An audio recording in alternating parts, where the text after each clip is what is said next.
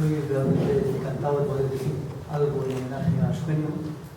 Yo no soy de lejos una persona tan cercana como los que estáis aquí a él, pero sí soy una persona que ha tenido la suerte de tratar en ciertos momentos con cierta intensidad a Eugenio en los últimos, digamos, 15 años, cuando empecé a tratar con él.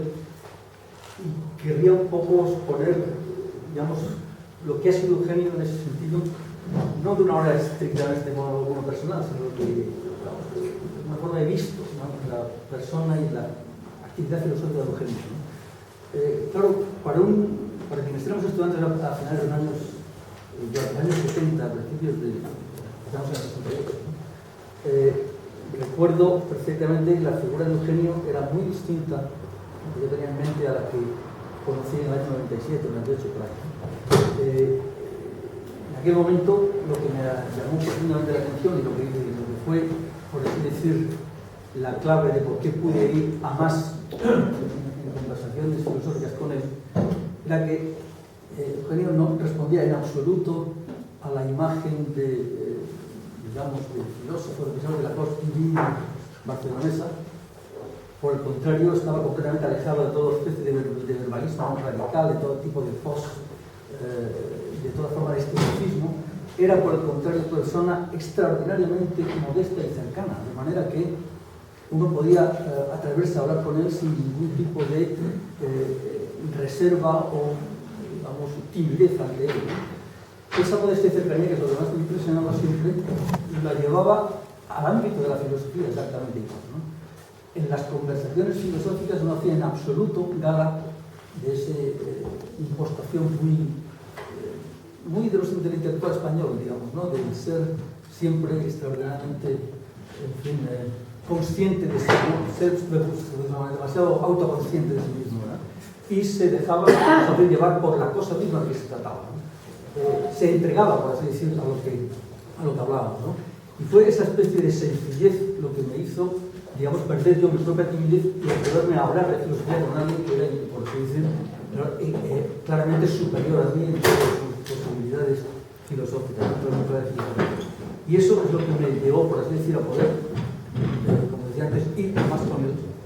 Y en eso es lo que, digamos, comprobé lo que yo sabía y lo que a mí me había impresionado sin conocerle de Eugenio, que fue una lectura que hice antes de este momento de los que os hablo, ¿no?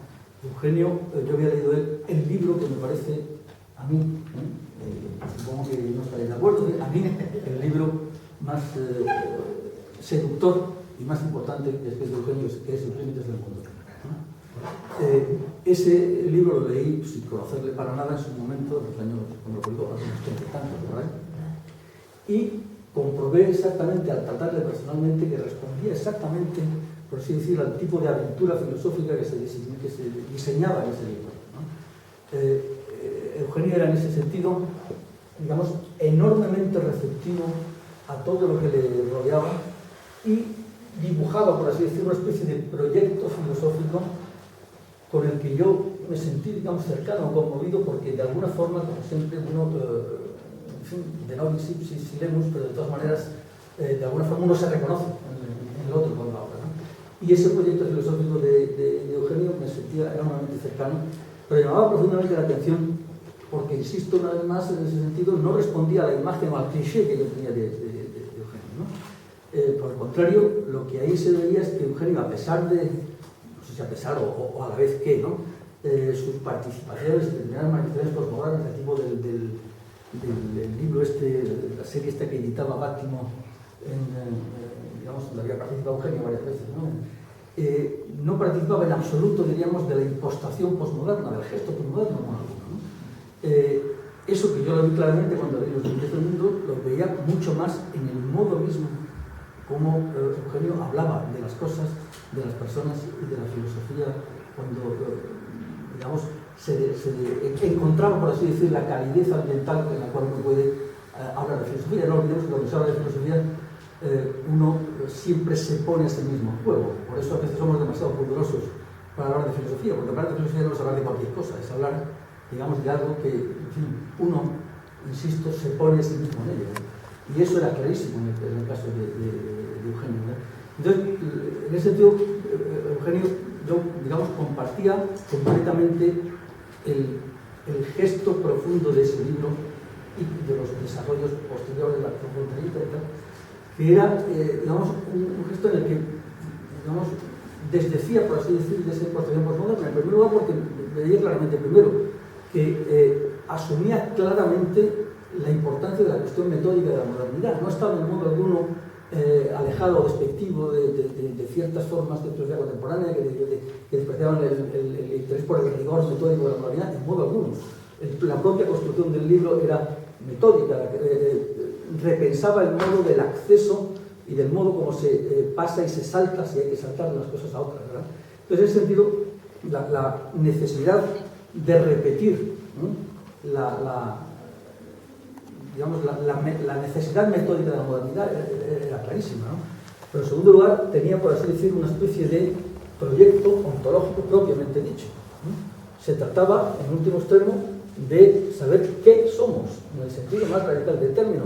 Y cuando se hablaba antes del ser del límite, se tomaba en serio que se trata del ser del límite. Se trataba, recuerdo una expresión del libro que me encantó enormemente: nosotros somos el límite, decía Eugenio, ¿no? Por tanto, ese somos el límite había que darle, entenderlo con toda la fuerza, con toda la carga ontológica de somos. Es que estamos constituidos verdaderamente como tal, como límite. En ese sentido, Eugenio estaba completamente abierto a la gran tradición ontológica de la filosofía. Eso no me cabe, la gran tradición metafísica de la filosofía. Creo recordar, además, que en la razón fronteriza, me parece, dice con toda claridad que la filosofía o es metafísica o si no, no sabemos qué es en realidad. No puedo estar más de acuerdo. Se lo digo a ustedes, pregúntense qué es filosofía si no es en el fondo metafísica. Pues podemos hacer, en fin, mil piruetas, ¿no?, pero no hay otra cosa en el fondo, ¿verdad? Y eso lo repetía sin ninguna duda y con gran convicción y sin ningún tipo de complejo Eugenio, ¿no? En segundo lugar, también, digamos, tenía otra cuestión en todo su proyecto, que era la necesidad de una especie de, digamos, de transparencia conceptual. O sea, no tenía ningún, no es que no tuviera problema, es que comprendía que había que ser sensible al problema categorial tradicional, es decir, a saber cuáles son los conceptos que utilizamos, por qué los utilizamos y qué lugar y qué estatuto ocupan nuestro propio pensamiento. Recuerdo perfectamente que decía que respecto de Foucault y de Derrida y tal, que no se hacían cargo, por ejemplo, del estatuto conceptual de los conceptos centrales de su propio pensamiento. Eso que es un emplazamiento típico de la gran filosofía, Eugenio los reasumía y los retomaba con absoluta naturalidad, sin tener, por así decir, que andar constantemente justificando. Va de suave que hay que hacer eso. Hay que tener un cierto control sobre los conceptos que uno mismo utiliza, ¿no? Y no simplemente lanzarlos a buen tuntún a ver cómo caen, ¿verdad? Y a su vez, y por último, tampoco llegaba incluso a hacer una especie de, cosa que no entendí nunca, no sabía bien el decirlo, pero me parecía sumamente una especie de topología, podemos decir, trascendental, es decir, a un límite último con la idea del espacio-luz, con lo que se planteaba exactamente la misma, digamos, problemática de llegar al límite más allá de él y mostrar, digamos, el espacio último con el que de alguna manera topamos. Todo eso me parecía, digamos, enormemente cercano a mi propio trabajo y dicho además, que era lo importante, con un gesto personal. O sea, lo importante en ese aspecto, por lo que estoy de acuerdo con lo que has dicho antes tú, que es que, digamos, lo grande en ese sentido de Eugenio es que no tenía, digamos, ningún problema en vincularse a la gran filosofía, pero sabía hacerlo, digamos así, con una imposición personal, de una manera, digamos, la repetía con sus propias palabras, lo cual significa siempre transformarla, ¿no? Y en ese sentido, me parece que Eugenio realmente era un filósofo, digamos, innovador. O sea, cuando se es capaz de decir en otro lenguaje cosas que a uno parece haber oído en otro, pero que resultan dichos de una manera nueva, convincente, articuladas de distinta manera, se está justamente transformando y creando algo que no existía antes, ¿no? En ese sentido, además, Eugenio tenía, digamos, esa unidad entre filosofía y vida intelectual, que es vida personal. que, digamos, esa ontología que dibujó en Los límites del mundo, no solamente la exponía, por así decirlo, ¿no?, como hacen los profesores, ¿no?, sino que la usaba realmente, o sea, la usaba realmente para pensar, ¿no? No me olvido de una conversación que tuvimos en un restaurante cerca de las Cortes, me acuerdo, donde yo le comenté le comenté un poco apesadumbrado, porque no sabía lo que iba a opinar, ¿no?, que estaba leyendo mucho últimamente a Sloterdijk. No por especial interés mío, sino por más bien porque me lo habían encargado para tener una recepción en un periódico y tal, ¿no? Y le comenté que en ese momento me había interesado, me había gustado especialmente un capítulo inicial del primer tomo de Burbujas y tal, en el que hablaba de la vida prenatal.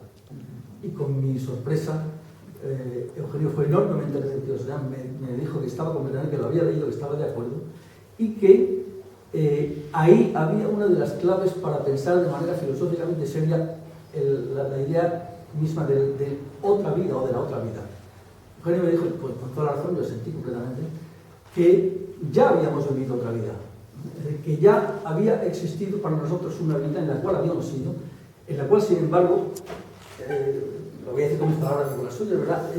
No tenemos en modo alguno ningún estar en el mundo, no estamos en el mundo, no estamos abiertos a ningún horizonte de significatividad, no hay ningún tipo de anticipación del futuro, no hay ningún cuidado de nada, para hablar en términos de la ontología heideggeriana, y sin embargo hay una vida que es completamente otra, y en ese sentido, digamos, por hablar con las palabras de Eugenio, no hay ontología trágica en la vida en la vida prenatal, y sin embargo hay una vida, digamos así, ¿no?